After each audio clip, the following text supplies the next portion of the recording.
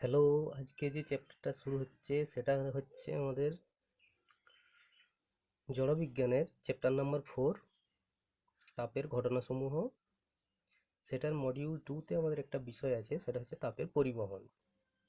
ঠিক আছে, আমি বইয়ে দেখিয়ে দিচ্ছি কোন অংশটা। এই বই, এই যে তাপের ঘটনাসমূহ চ্যাপ্টারটা, তাপের ঘটনাসমূহ চ্যাপ্টারের আমাদের এই বিষয়টা নিয়ে আজকে আলোচনা করবো, তাপের পরিবহন। ঠিক আছে, মডিউল নাম্বার 4-এর এই চ্যাপ্টার নাম্বার 4-এর মডিউল 2তে আমাদের এটা আছে, তাপের পরিবহন। তো এই বিষয়টা আলোচনা করার আগে আমার একটা জিনিস আগে বলুন একটুকু, যে আমরা আগে যেটা পড়েছি সেটা হচ্ছে তাপের সঞ্চালন। ছোটবেলায় পড়েছি তাপের সঞ্চালন। তাপের সঞ্চালন মানে তাপ কিভাবে সঞ্চালিত হয় এক জায়গা থেকে আরেক জায়গায়, যেটা তিনটে পদ্ধতি আমাদের ছোট থেকে জানা: পরিবহন, পরিচলন, বিকিরণ। ভূগোল বিষয়েও আমরা কিন্তু এই তিনটা জিনিস পড়া আছে: পরিবহন, পরিচলন এবং বিকিরণ। তো পরিবহন জিনিসটা কি ছিল? পরিবহনের সংজ্ঞা কি ছিল না, পরিবহন হচ্ছে যে পদ্ধতিতে কোনো বস্তুর মধ্যে দিয়ে তার উষ্ণতর অংশ থেকে শীতলতর অংশে তাপ সঞ্চালিত হয়, অথচ বস্তুটির উপাদান কণাগুলির কোনো রকম স্থানচ্যুতি ঘটে না, তাকে বলা হয় পরিবহন। তার মানে কি হচ্ছে, যে একটা পদ্ধতি যেখানে কোনো একটা বস্তুর উষ্ণতর স্থান থেকে শীতলতর স্থানে আমাদের তাপটা সঞ্চালিত হবে, কিন্তু ওই বস্তুটার মধ্যে যে উপাদান কণা বা অনুপরমাণু সেগুলোর কোনো রকম স্থানচ্যুতি ঘটবে না, তখন সেই পদ্ধতিটাকে বলা হয় কি, পরিবহন পদ্ধতি। আর পরিচলন পদ্ধতি কি? পরিচলন পদ্ধতিটা ছিল কি না, পরিচলন পদ্ধতি যেটা ছিল সেটা হচ্ছে আমাদের যে পদ্ধতিতে কোন একটা বস্তুর মধ্যে দিয়ে উষ্ণতর স্থান থেকে শীতলতর স্থানের মধ্যে তাপ সঞ্চালিত হবে, কিন্তু সেক্ষেত্রে কি হয় না, উপাদান যে কণাগুলি, সেই উপাদান কণাগুলি নিজেরা সেই তাপটাকে পরিবহন করে নিয়ে যাবে, মানে উপাদান কণাগুলো স্থানচ্যুত হবে, সেটা ছিল পরিচলন। আর বিকিরণ পদ্ধতিটা কি ছিল? বিকিরণ পদ্ধতি মানে হচ্ছে কোনো মাধ্যম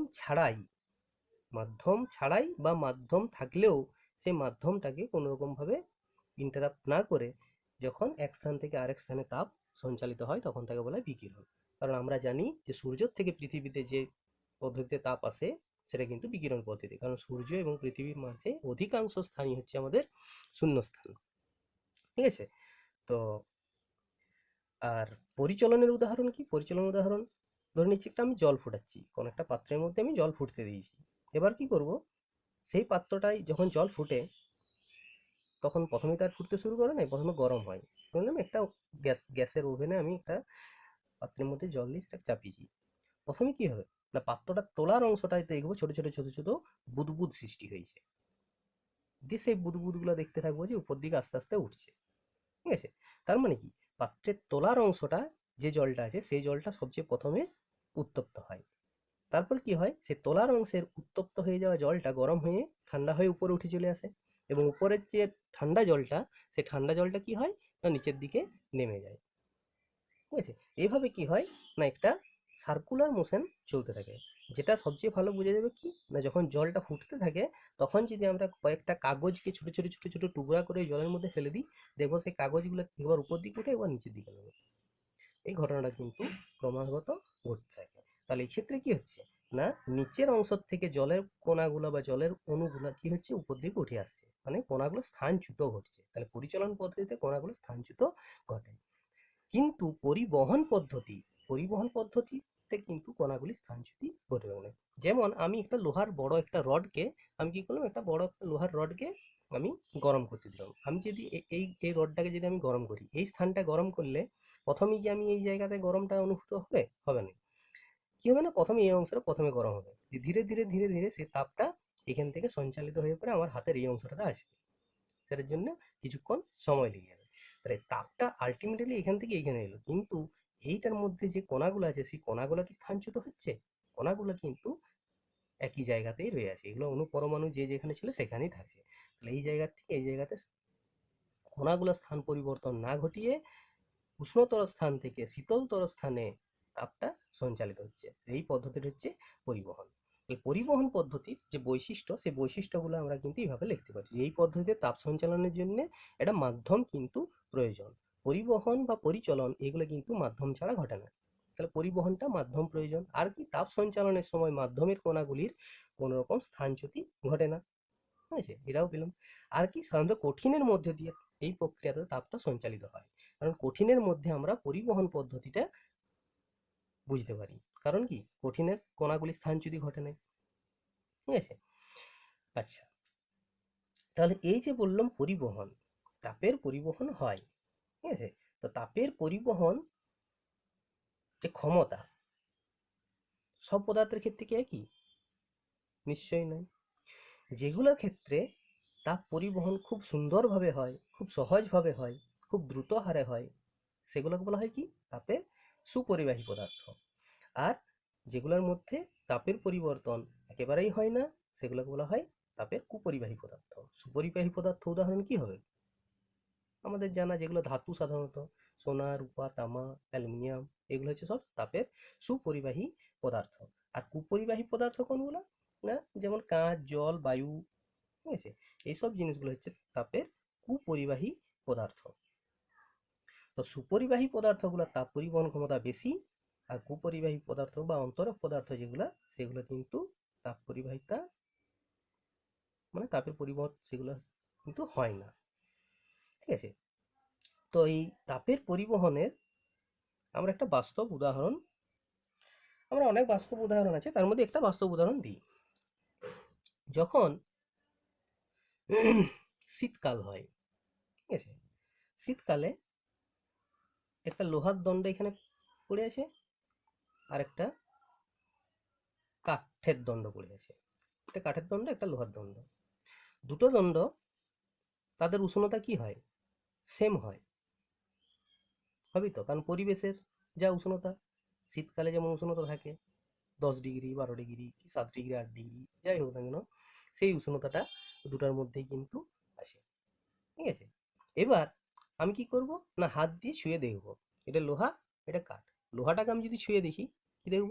ঠান্ডা লাগবে। কাঠটাকে যদি ছুঁয়ে দেখি, আমরা কি ঠান্ডাটা অনুভব করতে পারবো? সেই ঠান্ডা কিন্তু আমরা অনুভব করতে পারবো না। মানে লোহাটাকে ঠান্ডা লাগে, কাঠটাকে কিন্তু ঠান্ডা লাগে না। অথচ দুটার কিন্তু উষ্ণতা আমাদের সেম। তাহলে এরকম ঘটনাটা ঘটছে কেন?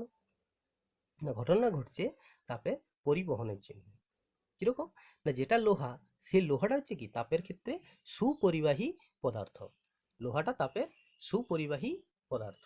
সেই জন্য কি হয়, লোহা তাপে সুপরিবাহী হওয়ার জন্য আমরা যখন হাত দিয়ে স্পর্শ করি, আমাদের হাতের উষ্ণতা বা আমাদের শরীরের উষ্ণতা শীতকালে যে পরিবেশের উষ্ণতা থাকে তার থেকে বেশি থাকে। তাহলে আমরা যখন হাত দিয়ে স্পর্শ করছি, তখন কি হয়, আমাদের হাতের থেকে উষ্ণতাটা মানে তাপটা কি হয় না, এই লোহা যেহেতু তাপের সুপরিবাহী, সে লোহাটার মধ্যে তাপটা কিন্তু চলে যায়, ট্রান্সফার হয়ে যায়, এবং সেটা খুব দ্রুতভাবে ট্রান্সফারটা হয়।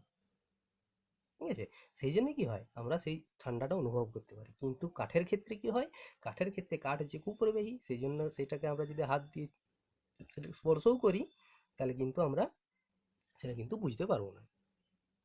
হয়ে গেল, মানে ঠান্ডাটা আমাদের কিন্তু অনুভূত হবে না। তাহলে এটা এই যে উদাহরণটা, এই উদাহরণটা কিন্তু এক ধরনের তাপের পরিবহনের উদাহরণ হিসাবে আমরা বলতে পারি। আচ্ছা, এরপর একটা জিনিস আসি, যে তাপের পরিবহন ক্ষমতাটা তুলনা কিভাবে আমরা করব। সুপরিবাহী পদার্থের বলা হলো যে তাপ পরিবহন ক্ষমতা বেশি, কুপরিবাহী পদার্থের তাপ পরিবহন ক্ষমতা নেই। এবার আমি অনেকগুলো সুপরিবাহী পদার্থ নিচ্ছি, রূপা, তামা, সোনা, অ্যালুমিনিয়াম। ঠিক আছে, অনেকগুলো আমি সুপরিবাহী পদার্থ নিচ্ছি। আচ্ছা, এবার আমাকে বলতো যে এই সব সুপরিবাহী পদার্থগুলোর কি তাপ পরিবহন ক্ষমতা একই? সেটা কিন্তু হয় না। দেখা গেছে যে রূপার তাপ পরিবহন ক্ষমতা তামার থেকে বেশি, আবার তামার তাপ পরিবহন ক্ষমতা সোনার থেকেও বেশি। ঠিক আছে, তার মানে কি, রূপা হচ্ছে সবচেয়ে বেশি তাপের সুপরিবাহী, তারপরে তামা, তারপরে সোনা, এইভাবে আমরা পাই। তো সেটার জন্য একটা খুব ভালো একটা এক্সপেরিমেন্ট আছে, সেটাকে বলা হয় আইগেন হজ এক্সপেরিমেন্ট। ঠিক আছে, বা ইঞ্জেন হজ এক্সপেরিমেন্টও বলা হয়। সেই ইঞ্জেন হজ এক্সপেরিমেন্ট যেটা, সেই ইঞ্জেন হজ এক্সপেরিমেন্ট আমরা কিন্তু আরও আগের ক্লাসে 7-8 সম্ভবত আমাদের করেছি। ঠিক আছে, সেই ইঞ্জেন হজ এক্সপেরিমেন্টে কি করা হয় না, এরকম একটা কাঠের পাত্র থাকে।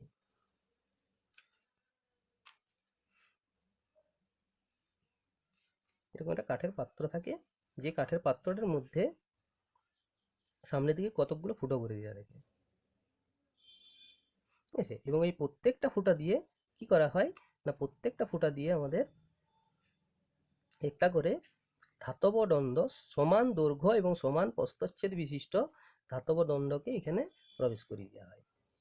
সমান দৈর্ঘ্য এবং সমান প্রস্থচ্ছেদ বিশিষ্ট, ঠিক আছে। এবং এগুলো পাত্রের মধ্যে তারা ঢুকে থাকে, যেগুলো সেগুলো সমান সমান সমান দৈর্ঘ্য আর কি, পাত্রটার মধ্যে তারা ঢুকে থাকে, ঠিক আছে। আর কি হয় না, এই যে দণ্ডগুলো নেওয়া হয়েছে, মেটালিক যে রডগুলো নেওয়া হয়েছে, সেই মেটালিক রডগুলোতে মোমের প্রলেপ লাগিয়ে দেওয়া হয়, ঠিক আছে। এগুলোতে মোমের প্রলেপ লাগিয়ে দেওয়া হয়। এবার কি করা হলো না, কিছুটা ফুটন্ত জলকে আমি এই পাত্রটার মধ্যে দিয়ে দিলাম। পাত্রটার মধ্যে দিয়ে দিলে কি হবে না, এই ফুটন্ত জলটা গরম আছে, সেই গরমটা কি হবে, এই দণ্ডগুলোতে টাচ হবে। সেই দণ্ডগুলো কি করবে, ওই উষ্ণতাটাকে ওই ওই জলের উষ্ণতার মতন সমান হতে চাইবে দণ্ডগুলো, যার ফলে কি হবে না, জল থেকে তাপটা টেনে এরা জল থেকে তাপটা টানবে, এবং কি হবে, এই তাপটা এই প্রান্ত থেকে সঞ্চালিত হয়ে আমার এই প্রান্ততে আসবে, ঠিক আছে। তো যখন আসবে তাপটা এই প্রান্ত থেকে এই প্রান্ততে, তখন কি হবে, এখানে মোম লাগানো আছে, তাহলে মোমটা কি হবে না, যত গরম হবে তত গলতে শুরু করবে। দেখা যায় যে এই প্রত্যেকটা দণ্ডের ক্ষেত্রে এই মোমের গলনটা কোনোটার ক্ষেত্রে কম, কোনোটার ক্ষেত্রে বেশি। দেখা যায় যে কোনোটার ক্ষেত্রে কম কম গলেছে মোম, কোনোটার ক্ষেত্রে বেশি গলেছে। তার মানে কি, তাপটা যে পরিবহন হচ্ছে, কারো ক্ষেত্রে খুব দ্রুত পরিবহন হয়েছে, কারো ক্ষেত্রে ধীরে ধীরে পরিবহন হচ্ছে। যার ক্ষেত্রে দ্রুত পরিবহন হয়েছে তার নিশ্চয়ই তাপ পরিবহন ক্ষমতাটা বেশি, আর যেটার ক্ষেত্রে কম গলেছে মোমটা, সেটার ক্ষেত্রে তাপের পরিবহন ক্ষমতা নিশ্চয়ই সেই ধাতুটার কম, ঠিক আছে। তাহলে এই পরীক্ষাটা থেকে আমরা কিন্তু বুঝতে পারি যে বিভিন্ন ধাতুর তাপ পরিবহন ক্ষমতা বিভিন্ন রকম। আমরা যদি রূপো, সোনা, তামা এই 3 রকম ধাতু যদি নিতাম, তাহলে দেখা যেত যে রূপা হচ্ছে আমাদের সবচেয়ে বেশি তাপ পরিবহন করে, তাই রূপাটাতে বেশি মোমটা গলবে, তারপরে তামাতে গলবে, তারপরে সোনাতে গলবে, ঠিক আছে। তাহলে এটা হচ্ছে আমাদের আইগেন হজ এক্সপেরিমেন্ট বা ইঞ্জেন হজ বলে, ইঞ্জেন হজ এক্সপেরিমেন্ট। এই এক্সপেরিমেন্টটা আমরা কিন্তু ছোটবেলায় পড়েছি, যে এক্সপেরিমেন্ট আমাদের কি দেখায় যে বিভিন্ন ধাতব পদার্থের তাপ পরিবহন ক্ষমতা বিভিন্ন। এবার আসছি অন্য জায়গায়, এই যে তাপ পরিবহন ক্ষমতাটা বিভিন্ন, আমরা বাস্তবে বুঝতে পারছি যে হ্যাঁ, এগুলো তাপ পরিবহন ক্ষমতাটা বিভিন্ন।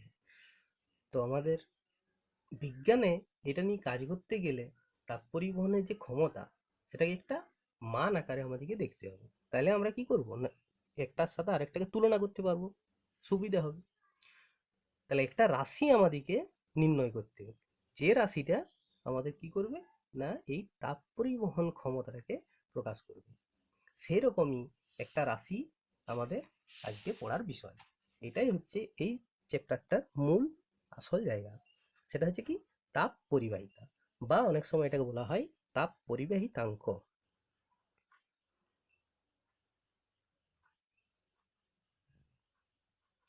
অনেক সময় এটাকে তাপ পরিবাহিতা বা তাপ পরিবাহিতাঙ্ক বলা হয়। তো তাপ পরিবাহিতাঙ্ক জিনিসটা কি, তাপ পরিবাহিতাঙ্কটা হচ্ছে আমাদের একটা রাশি, যে রাশিটা আমাদের কি করে, যে রাশিটা আমাদেরকে ডিফাইন করে যে কোন পদার্থের তাপ পরিবহন ক্ষমতা বেশি, কোন পদার্থের তাপ পরিবহন ক্ষমতা কম, এবং সেটা রেখে একটা করে মান পাওয়া যায়, ঠিক আছে। আচ্ছা, এখানে যেমন এই বইটাতে একটা ছক দিয়ে আছে, সেই ছকটাতে আমরা দেখতে পাচ্ছি যে রূপার ক্ষেত্রে তাপ পরিবাহিতার মান আমাদের দিয়ে আছে 414, অ্যালুমিনিয়াম দিয়েছে 209, ইস্পাত 46। এইভাবে আমাদের বিভিন্ন রকম মান কিন্তু এখানে দেওয়া আছে। রূপার 414 সবচেয়ে বেশি, তারপরে দিয়ে আছে তামা 385, তারপরে আছে অ্যালুমিনিয়াম 209, তারপরে আছে পিতল 109, ঠিক আছে। তারপরে আছে লোহা বা ইস্পাত 46। তাহলে এই যে মানগুলো, এই মানগুলো দেখে কিন্তু আমরা তাপ পরিবহন ক্ষমতাটাকে কিন্তু বুঝতে পারবো। তো সেই তাপ পরিবহন ক্ষমতাটা আমরা এরপরে নির্ণয় করব। তো প্রথমে আগে বলি যে তাপ পরিবহন, যে তাপ যে প্রবাহ হয়, সে তাপের পরিবহনটা কি কি বিষয়ের উপরে নির্ভর করে। তাপের পরিবহন কি কি বিষয়ের উপর নির্ভর করে। তাপ পরিবহন ক্ষমতা কি কি বিষয়ের উপর নির্ভর করে।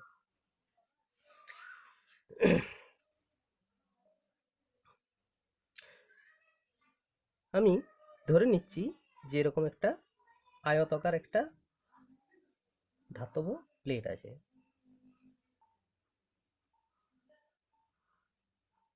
এটা একটা আয়তাকার ধাতব প্লেট, ঠিক আছে? খুব ভালো হলো না এই ছবিটা। এই আয়তাকার ধাতব প্লেটটা, এটার বেধ হচ্ছে ডি, মানে কতটা চওড়া, ডি, ঠিক আছে? আর এই যে ক্ষেত্রফলটা, একটা সাইডের ক্ষেত্রফল, সেই ক্ষেত্রফলটা আমি ধরে নিচ্ছি ক্যাপিটাল এ, এরিয়াটা। মানে সাপোজ আমি বলে নিচ্ছি যে এই বইটা যদি আমার পাত হয়, ধাতব পাতটা যদি বইটা হয়, তাহলে এই যে বেধ, এটা হচ্ছে কত, ডি, এবং এই যে ক্ষেত্রফল, এই ক্ষেত্রফলটা হচ্ছে এ, ঠিক আছে? আর ধরে নিচ্ছি যে এই যে পাতটা, ঠিক আছে, এটা ধাতব পাত যদি হয়, তাহলে এই দিকের একটা পৃষ্ঠ আছে আর এই দিকে একটা পৃষ্ঠ আছে, দুদিক দুটো পৃষ্ঠ আছে। এই পৃষ্ঠের উষ্ণতা আর এই পৃষ্ঠের উষ্ণতা আলাদা। আমি এদিকে ধরে নিচ্ছি একটা θ1 আর এদিকে ধরে নিচ্ছি θ2, ঠিক আছে? মানে আমি এই দিকের পৃষ্ঠটাকে দেখাতে পারবো না এই ছবিতে, যেহেতু 3 ডাইমেনশন ছবি, তাই এই দিকের পৃষ্ঠটাকে এইভাবে দেখাচ্ছি যে এই দিকের পৃষ্ঠ, সেটার উষ্ণতা হচ্ছে θ1, এবং এই দিকের যে পৃষ্ঠটা, সেই পৃষ্ঠটার উষ্ণতা হচ্ছে θ2। এবং অবশ্যই এখানে θ1টাকে আমি ধরে নেবো θ2 এর থেকে বেশি। তার মানে কি, এদিকে উষ্ণতা বেশি, এদিকের উষ্ণতা কম। মানে এদিকে বেশি উষ্ণতার অঞ্চল থেকে কম উষ্ণতার অঞ্চলের দিকে কি হবে, আমাদের একটা তাপ পরিবাহিত হবে। আমি ধরে নিচ্ছি যে এই পাথটার মধ্যে দিয়ে টি সময়ে কিউ পরিমাণ তাপ প্রবাহিত হচ্ছে। টি সময়ে কিউ পরিমাণ তাপ এই পৃষ্ঠ থেকে অপর পৃষ্ঠতে প্রবাহিত হচ্ছে। তাহলে কিউ পরিমাণ তাপ কত সময় ধরে প্রবাহিত হচ্ছে, টি সময় ধরে তাপটা প্রবাহিত হচ্ছে। তাপটা প্রবাহিত কেন হচ্ছে, যে যেহেতু আমাদের এখানে উষ্ণতার পার্থক্য এখানে আছে, এদিকে θ1, এদিকে θ2, এদিকে বেশি উষ্ণতা, এদিকে কম উষ্ণতা, ঠিক আছে? এবং এই যে তাপের পরিবহনটা, এটাকে ধরে নেওয়া হয় কি না, পাতের সাথে লম্ব হবে। এই তাপের পরিবহনটাকে এই পাতটার সাথে লম্ব হবে, তাপের পরিবহনটাকে ধরে নেওয়া হয়। তো এই যে পরিবাহিত তাপ কিউ, সেই কিউ এর মানটা কি হয় না, পরীক্ষা থেকে যে ফলাফল প্রাপ্ত, বিভিন্ন পরীক্ষা করে দেখা গেছে যে এই পরিবাহিত তাপ কিউ এর মানটা কি হয় না, এর সাথে সমানুপাতিক হয়। এ মানে কি, এটা ক্ষেত্রফল, প্রস্থচ্ছেদের ক্ষেত্রফল। এটা হচ্ছে প্রস্থচ্ছেদের ক্ষেত্রফল,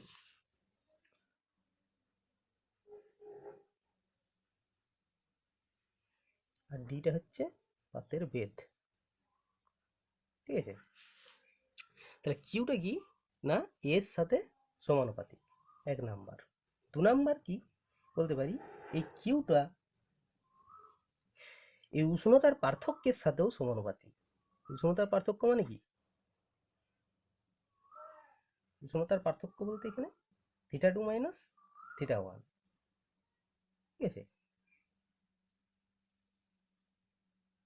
উষ্ণতার যে পার্থক্য, তার সাথেও কিন্তু সমানুপাতিক।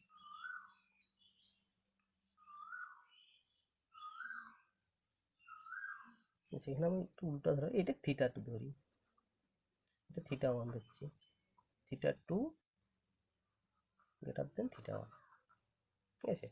সুবিধা হবে। তাহলে উষ্ণতার পার্থক্যের সাথে আমাদের কিউটা সমানুপাতিক। আর কি 3 নাম্বার আমরা বলতে পারি যে কিউটা আমাদের ডি এর সাথে ব্যস্তানুপাতিক, মানে 1/d। কিউ ব্যস্তানুপাতিক 1/d, মানে কি পাতটার বেধ যত পাতলা হবে তত কিউ এর পরিমাণটা বাড়বে। মানে কি, যত পাতলা পাত নেবো তত তাড়াতাড়ি আমাদের তাপ পরিবহন হবে, যত মোটা পাত নেবো তত বেশি সময় লাগবে কি এই সাইডটার থেকে এই সাইডটাতে তাপ ট্রান্সফার হতে, ঠিক আছে? আর কি 4 নাম্বারে কিউটা হচ্ছে টি এর সাথে সমানুপাতিক। টি মানে হচ্ছে সময়, টি মানে সময়, মানে কি যত বেশি সময় ধরে আমি কাজ করব, যত বেশি সময় দেবো তত বেশি পরিমাণ তাপ আমাদের প্রবাহিত হবে। তাহলে কিউটা হচ্ছে আমাদের পরিবাহিত তাপের পরিমাণ। পরিবাহিত তাপের পরিমাণ। তাহলে এই কিউ তাপটা এই বিষয়গুলোর উপরে কিন্তু আমাদের নির্ভরশীল। একটা হচ্ছে কি এ এর সাথে সমানুপাতিক, এ মানে হচ্ছে প্রস্থচ্ছেদের ক্ষেত্রফল, প্রস্থচ্ছেদের ক্ষেত্রফলের সাথে সমানুপাতিক, উষ্ণতার পার্থক্যের সাথে সমানুপাতিক, সময়ের সাথেও সমানুপাতিক, কিন্তু আমাদের বেধের সাথে হচ্ছে ব্যস্তানুপাতিক। ঠিক আছে, এগুলো পরীক্ষালব্ধ ফলাফল, বা আমরা এরকম যদি সাধারণভাবে ভাবি একটু, তাও বুঝতে পারবো যে এগুলো কিন্তু বাস্তব ক্ষেত্রে ঘটবে। যদি আমাদের এটা সমানুপাতিক হয় তাহলে কি হবে, এর মানটা যত বেশি হবে, এর মানটা যত বেশি হবে মানে কি এই ক্ষেত্রফলটা আমাদের যত বেশি হবে তত বেশি পরিমাণে তাপ প্রবাহিত হবে, হবার সুযোগ পাবে। ঠিক আছে, আমি একটা এইটুকু পাত যদি নিই, সেটাতে কত পরিমাণ তাপ প্রবাহিত হবে, তার জায়গায় যদি বড় পাত নিই বেশি পরিমাণে তাপ ফ্লো করবে। ঠিক আছে, আর কি উষ্ণতার পার্থক্যের সমানুপাতিক, উষ্ণতার পার্থক্য যদি বেশি হয়, এদিকের উষ্ণতা ধরা গেল যে 70 ডিগ্রি, এদিকের উষ্ণতা যদি 20 ডিগ্রি হয় তাহলে উষ্ণতা পার্থক্য অনেক বেশি, এদিকে 70 ডিগ্রি, এদিকে যদি 50 ডিগ্রি হয় তাহলে পার্থক্য কম। তাহলে যত বেশি পার্থক্য হবে তত বেশি পরিমাণে তাপ প্রবাহিত হবে, এটাও বুঝতে পারছি। আর ডিটা তো বললাম বেধটার উপর নির্ভর করছে, আর টি হচ্ছে সময়টার উপর নির্ভর করছে।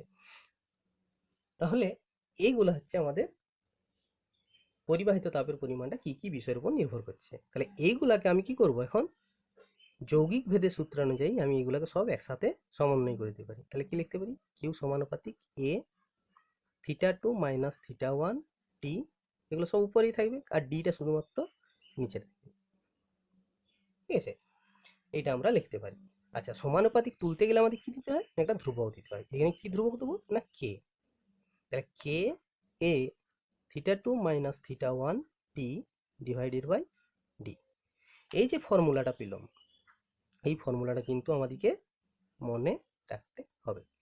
কিউ সমান K A theta two minus theta one T divided by D, K A theta two minus theta one T divided by D.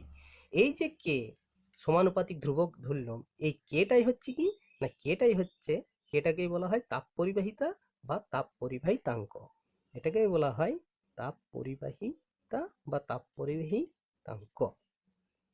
ঠিক আছে, এই কেটাকে বলা হয়। এই কের মানটা বিভিন্ন ধাতুর ক্ষেত্রে, বিভিন্ন পদার্থের ক্ষেত্রে আমাদের বিভিন্ন রকম হয়। ঠিক আছে, তো এই কেটাকে আমি কিভাবে সংজ্ঞাটা বার করব। আচ্ছা, তার আগে বলে দিই যে কে বা তাপ পরিবাহিত অঙ্ক, এই তাপ পরিবাহিত অঙ্কটার মান কিসের উপর নির্ভর করে, কিসের উপর নির্ভর করে, কের মানটা, কের মানটা কিসের উপর নির্ভর করে, এই যে তাপ পরিবাহিত অঙ্ক কের মানটা, কেট অ্যাকচুয়ালি কি, এই যে এখানে ছকটাই দিয়ে আছে রূপার এত, অ্যালুমিনিয়ামের এত, এগুলো কি, এগুলো তো সব কের মান, তাপ পরিবাহিতাঙ্কের মান। তাহলে কিটার উপর নির্ভর করছে, পদার্থটা কি, পদার্থটার উপাদানটা কি, সেটার উপর আমাদের কিন্তু নির্ভর করছে তাপ পরিবাহিতাঙ্কের মান। ঠিক আছে, তাহলে এই ধ্রুবক রাশিটার মান আমাদের পদার্থের উপাদানের উপর নির্ভর করে। আচ্ছা, এবার আমি চলে আসছি যে কে এর সঙ্গে আমি কি করে পাবো। তো সূত্রটা আরেকবার লিখি, কি লিখেছিলাম না, Q is equal to K A theta two minus theta one T divided by D. ঠিক আছে, তাহলে এখান থেকে কেটাকে যদি বার করে নেওয়া হয় তাহলে কি পাবো, কে সমান, কেটাকে বার করছি তাহলে কিউ এর সাথে ডি কে গুণ করবো, এইদিকে কিউ এর সাথে ডি গুণ হয়ে গেল। আর কি হবে, কেটাকে শুধু রাখবো, তাহলে এই টার্মটা A into theta two minus theta one into T, এই টার্মটা কি হবে, নিচে নেমে যাবে। তাহলে A theta two minus theta one into T পেলাম। তাহলে কে সমান পাচ্ছি এইটা। এবার আমি কেটাকে যদি সংজ্ঞা নির্ণয় করতে যাই তাহলে কি করবো, এগুলো এক এক একক ধরতে হবে। তাহলে এখানে আমি এটাকে ধরছি এক, মানে কি একক ক্ষেত্রফল। আর কি theta two minus theta one এটাকে ধরে নিচ্ছি এক, মানে কি একক উষ্ণতার পার্থক্য। টিটাকে ধরে নিচ্ছি এক, মানে একক সময়। আর ডিটাকে ধরে নিচ্ছি এক, মানে একক বেধ। ঠিক আছে, এগুলো যদি এক এক এক এক হয় তাহলে কে সমান কি পাচ্ছি, কে সমান কিউ। ঠিক আছে, এবার আমি এটাকে যদি ভাষাতে বলতে চাই কি বলবো না, একক, একক বেধ, এটাকে আগে বলি, একক বেধ এবং একক প্রস্থচ্ছেদের ক্ষেত্রফল বিশিষ্ট কোনো একটা পরিবাহী পাত যদি আমরা নিই, সেই পরিবাহী পাতের দুটো প্রান্তের উষ্ণতার পার্থক্য যদি আমাদের একক হয় বা 1 ডিগ্রি যদি হয়, তাহলে একক সময়ে ওই পাতটার এক প্রান্ত থেকে আরেক প্রান্তে যে পরিমাণ তাপ পরিবাহিত হবে, সেই পরিবাহিত তাপের পরিমাণটাকেই বলা হয় কি তাপ পরিবাহিতা বা তাপ পরিবাহিতাঙ্ক। আরেকবার বলি, একক বেধ এবং একক প্রস্থচ্ছেদের ক্ষেত্রফল বিশিষ্ট কোনো পদার্থের একটি ফলক বা একটি, আমরা যদি ফলকই বলবো এটাকে, একটা পাত, পাত না বলে ফলক বলবো, কারণ পাতটা হলে অনেক পাতলা বোঝায়, অনেক মানে বেধটা অনেক কম বোঝায়, এখানে একটু বেধটা চওড়া যেমন বুঝতে পারা যায়, সেখানে ফলক বলবো। তাহলে একক বেধ এবং একক প্রস্থচ্ছেদের ক্ষেত্রফল বিশিষ্ট কোনো একটি ফলকের দুই বিপরীত প্রান্তের পৃষ্ঠের উষ্ণতা, তাদের পার্থক্য যদি 1 ডিগ্রি হয়, তাহলে ওই ফলকটার এক পৃষ্ঠ থেকে আরেক পৃষ্ঠে প্রতি সেকেন্ডে বা প্রতি একক সময়ে লম্বভাবে, ওই কথাটা উল্লেখ করব, লম্বভাবে প্রবাহিত তাপের পরিমাণই হলো তাপ পরিবাহিতাঙ্ক। ঠিক আছে, এই সংজ্ঞাটা সবচেয়ে ভালো, এই বইয়ের থেকে যদি আমরা করতে পারি তাহলে খুবই ভালো। যে এখানে বলে দিয়ে আছে, এটাকে যদি মুখস্থ করে নেওয়া যায় ভালো। তাহলে একক বেধ এবং একক প্রস্থচ্ছেদের ক্ষেত্রফল বিশিষ্ট কোনো পদার্থের একটি ফলকের দুই বিপরীত পৃষ্ঠের উষ্ণতার পার্থক্য 1 ডিগ্রি হলে উষ্ণতার স্থিতাবস্থায় ওই ফলকের এক পৃষ্ঠ থেকে অপর পৃষ্ঠে লম্বভাবে প্রতি একক সময়ে যে পরিমাণ তাপ পরিবাহিত হয় তাকে ওই পদার্থের তাপ পরিবাহিতা বা তাপ পরিবাহিতাঙ্ক বলা হয়। আচ্ছা, এখানে আমি একটা জিনিসে দাগ দিলাম যে উষ্ণতার স্থিতাবস্থায়, এখানে একটা কন্ডিশন দিয়ে আছে যে এই ঘটনাটা ঘটছে কখন না উষ্ণতার স্থিতাবস্থায়। উষ্ণতার স্থিতাবস্থা কাকে বলে সেটা কিন্তু আমরা আগে বলিনি। উষ্ণতার স্থিতাবস্থা হচ্ছে এমন একটা সময় যখন কোনো একটা পদার্থ, আমি ধরে নিচ্ছি একটা দণ্ড, এই দণ্ডটার মধ্যে আমি তাপ দিচ্ছি, ঠিক আছে, আমি এই প্রান্তে যদি তাপ দিই কি হবে, এই প্রান্তের থেকে উষ্ণতাটা আমাদের, এই তাপটা এই প্রান্ত থেকে এই প্রান্তে পরিবাহিত হবে। ঠিক আছে, আচ্ছা, প্রথমে এই যে পরিবাহীটা, যখন আমি এটাকে যে পরিমাণ তাপ দিচ্ছি সেই পরিমাণ তাপই কি, আমি যদি এই পরিবাহীকে ছোট ছোট ছোট ছোট পিস করে দিই, একটা একটা লেয়ারে যদি বিভক্ত করে দিই, কাল্পনিক একটা লেয়ার, তাহলে একটা লেয়ার থেকে আরেকটা লেয়ার তাপ যাবে, সেই লেয়ারটা থেকে তার পরবর্তী লেয়ারটায় তাপ যাবে। ঠিক আছে, মানে এরকম জিনিসটা, এরকম যদি আমার দণ্ডটা হয়, আমি এইরকম অনেকগুলো লেয়ারে ভাগ করে নিতে পারি। ঠিক আছে, তাহলে কি একটা লেয়ার থেকে আরেকটা লেয়ারে যখন তাপ যাবে, সেই লেয়ারটা থেকে আরো পরবর্তী লেয়ার তাপ যাবে, তাহলে এই যে তাপের যখন পরিবহনটা হচ্ছে, তখন কি হয় না, পরিবহন ঘটার সময় কিছুটা পরিমাণ তাপ আমাদের এখান থেকে কি হতে পারে, বিকিরিত হয়ে লস হয়ে যেতে পারে, এবং সেটা হয়ও। যখন আমাদের প্রথম এটাকে উত্তপ্ত করা শুরু করি, তখন কিন্তু যে পরিমাণ তাপ আমি এটাতে দিই সেই পরিমাণ তাপ এই লেয়ার থেকে এই লেয়ারে পৌঁছায় না, কিছুটা পরিমাণ তাপ কি হয় না, এই বাইরের যে সারফেস, বাইরের যে তল, সেই বাইরের তল থেকে কিছুটা তাপ বিকিরিত হয়ে যায়।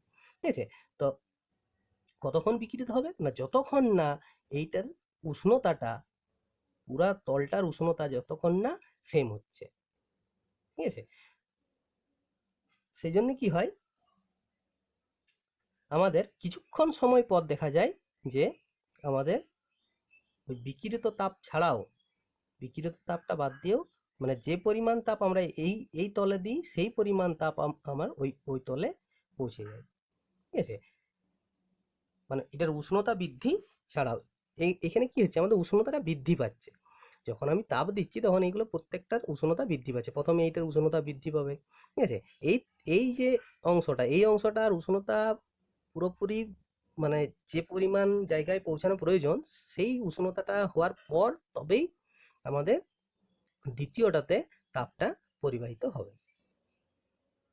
ঠিক আছে, তাহলে ওই অবস্থাটাতে আসতে কিন্তু একটু সময় নেই, ওই ওই অবস্থাটাকে বলা হচ্ছে কি স্থিতাবস্থা, মানে যে স্থিতাবস্থায় কি হয় না, আমাদের আমাদের ওই লসটা আর কি হয় নাই, মানে আমাদের এখানে যে পরিমাণ তাপ দেওয়া হয় একটা লেয়ার থেকে আর একটা লেয়ারে সেটা মানে সঞ্চালিত হয়ে চলে যায়, বুঝলে, তাহলে লসটা এখানে আমাদের থাকে না, সেই জন্য এখানে স্থিতাবস্থা কথাটা কিন্তু উল্লেখ করা খুবই গুরুত্বপূর্ণ। উষ্ণতা স্থিতাবস্থাতেই আমরা কিন্তু এই তাপের পরিমাণটা সঠিক পাবো, তা না হলে কি হবে, আমি এই এই দিকের সারফেসে যে পরিমাণ তাপ দিচ্ছি, আমার যদি এই এই এই তাপটা এই ফলকটার উষ্ণতা বৃদ্ধি করতেই যদি সবটা কাজে লেগে যায় বা কিছুটা পরিমাণ কাজে লেগে যায়, তাহলে আমি এই প্রান্ত থেকে আমি কিন্তু সেই পরিমাণ তাপ আমি কিন্তু পাবো না, এবং কিছুটা যদি বিকিরিত হয়ে যায় তাও কিন্তু আমি কিন্তু এখান থেকে পাবো না। সেই জন্য উষ্ণতা স্থিতাবস্থায় কি হয় না, আমাদের এই ওই ঘটনাটা ঘটে না। সেই জন্য উষ্ণতা স্থিতাবস্থা কথাটা কিন্তু ভেরি ভেরি ইম্পর্টেন্ট, এখানে দেওয়াটা কিন্তু গুরুত্বপূর্ণ। হয়তো সব বই থাকবে না, এই বইটাই আছে, তাই আমি এটা কিন্তু বলে দিলাম। ঠিক আছে, তাহলে এইভাবে আমি কিন্তু সংজ্ঞাটা এই ফর্মুলার থেকে বের করে নিতে পারি। তাহলে যখনই আমার সংজ্ঞা পড়বে আমি কি করব, আগে এই ফর্মুলাটা লিখে নেবো, যে সেই ফর্মুলার থেকে কে এর মানটা বার করে নেবো, দিয়ে কে এর মানটাতে আমি এই মানগুলো এক এক এক করে কে সমান কিউ দিয়ে ভাষাটা নিজে নিজেই তৈরি করা যাবে। যে একক বেদ এবং একক প্রস্থচ্ছেদে ক্ষেত্রফল বিশিষ্ট কোনো পরিবাহীর ফলকের দুই প্রান্তের উষ্ণতার পার্থক্য যদি 1 ডিগ্রি হয়, তাহলে উষ্ণতা স্থিতাবস্থায় প্রতি একক সময়ে এক প্রান্ত থেকে আরেকটা প্রান্তে পরিবাহিত তাপের পরিমাণটাই হচ্ছে কি তাপ পরিবাহিতা। ওকে, আচ্ছা এবার আসছি আমি এর একক এবং মাত্রাতে। কে এর একক, কেটার একক কি হবে আর মাত্রা কি হবে, ঠিক আছে, এর একক এবং মাত্রা। আচ্ছা কে সমান কি পেয়েছি, কিউ ডি, কে সমান পেয়েছি Q D divided by A into θ2 minus θ1 into T. ঠিক আছে, আচ্ছা এগুলো সবগুলোর এককগুলো আমি লিখি। কিউ এর একক কি, কিউ মানে তো তাপ, আমি প্রথমে কোন পদ্ধতি লিখবো, সিজিএস। আচ্ছা সিজিএস, চলো সিজিএস এ লিখি।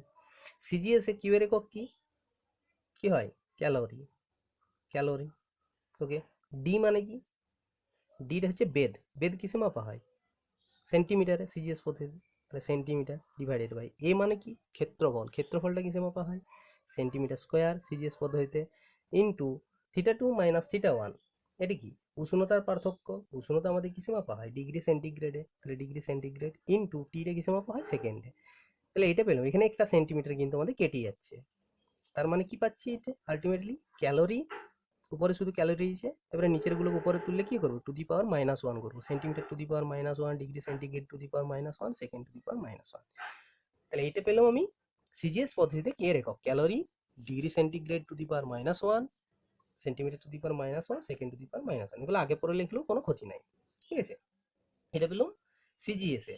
আচ্ছা এসআই তে কি হবে, আমি যদি বলি এসআই পদ্ধতিতে, আচ্ছা দেখি এসআই পদ্ধতিতে কিউটার একক কি হবে, এটাতে যেমন ক্যালোরি এখানে কি হবে জুল হবে, তাহলে জুল যে, ঠিক আছে। ডি এর একক কি হবে, সেন্টিমিটার লিখেছিলাম সেটা হবে মিটার, নিচে কি হবে এর একক মিটার স্কোয়ার।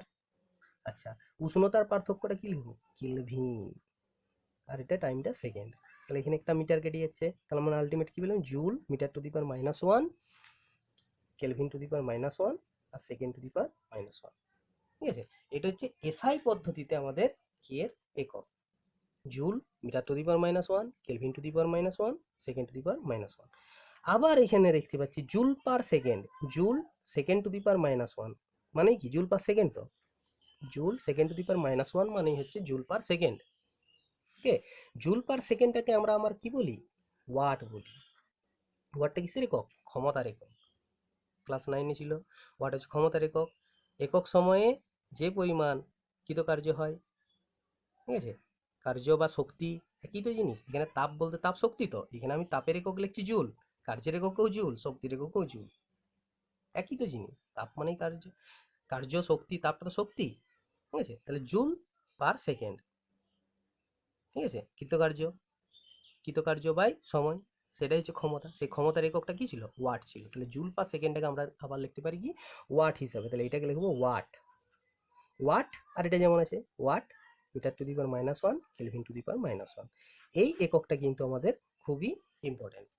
এসআই পদ্ধতিতে কে এর একক watt metre to the power -1, kelvin to the power -1, বা ওয়াটে ডাব্লিউ হিসাবে লেখা W metre to the power -1, kelvin to the power -1, বুঝে গেল। তাহলে এটা যেমন আমি পেলাম একক, মাত্রা কি হবে, তাহলে কে এর মাত্রা থার্ড ব্র্যাকেটে লিখছি, কে এর মাত্রা মানে কি কিউ, এখানে আছে কিউ, কিউটার মাত্রা কি, কিউ মানে কি, কিউ মানে তাপ, মানে তাপ শক্তি, মানে শক্তির মাত্রা যা হবে এটার মাত্রা তা হবে। আচ্ছা শক্তি আর কার্য তো সেম জিনিস, তাহলে কার্যের মাত্রা কি, কার্যের মাত্রা, কার্য ডাব্লিউ ওয়াট সমান কি ছিল এফ ইন্টু এস, ক্লাস 9 ছিল কার্য, কার্য সমান বল গণিত সরণ, মনে আছে, কার্য সমান হচ্ছে বল গণিত সরণ মানে এফ ইন্টু এস, এফ এর মাত্রা কি ছিল M L T to the power minus two, আর সরণ এস তার মাত্রা হচ্ছে এল, তাহলে M L square T to the power minus two, এটা হচ্ছে কৃতকার্য বা শক্তি, একই জিনিস। তাহলে এখানে আমরা ওই জিনিসটা লিখবো M L square T to the power minus two. Okay, এটা পেয়ে গেলাম কিউ তার মাত্রা। ডি এর মাত্রা কি, ডিটা কি বলে বেদ, বেদ মানে কি তার দৈর্ঘ্য, তার মাত্রা এল ডিভাইডেড বাই, এটা কি বলে ক্ষেত্রফল, ক্ষেত্রফলটার মাত্রা কি এল স্কোয়ার হবে, ঠিক আছে। Theta two minus theta one temperature, তাপমাত্রা মাত্রা কি কে বা থিটা দিয়েও লিখতে পারি, কে বা থিটা, বই এখানে কে আছে, ঠিক আছে। তাহলে কে, কোনো বইয়ে কে থাকে কোনো বই থিটা থাকে, থিটা দিয়েও আমরা লিখতে পারি, উষ্ণতাটা মাত্রাটাকে থিটা দিয়ে লিখছি, ঠিক আছে। উষ্ণতাকে থিটাও লেখা হয়, কোনো বইয়ে কেও লেখা হয়, একই জিনিস। আর টি মানে টাইম, ক্যাপিটাল টি। আচ্ছা এখান থেকে আলটিমেটলি তাহলে কি পেলাম এম, আচ্ছা এল স্কোয়ার একটা কেটে যাচ্ছে না, কেটে যাচ্ছে, তাহলে এম এল, তারপরে এখানে টি টু দি পাওয়ার কত হবে টু আছে, এটা উঠলে T to the power minus three হয়ে যাবে, আর থিটাটা উঠে গেলে theta to the power minus one হয়ে যাবে, তাই তো। তাহলে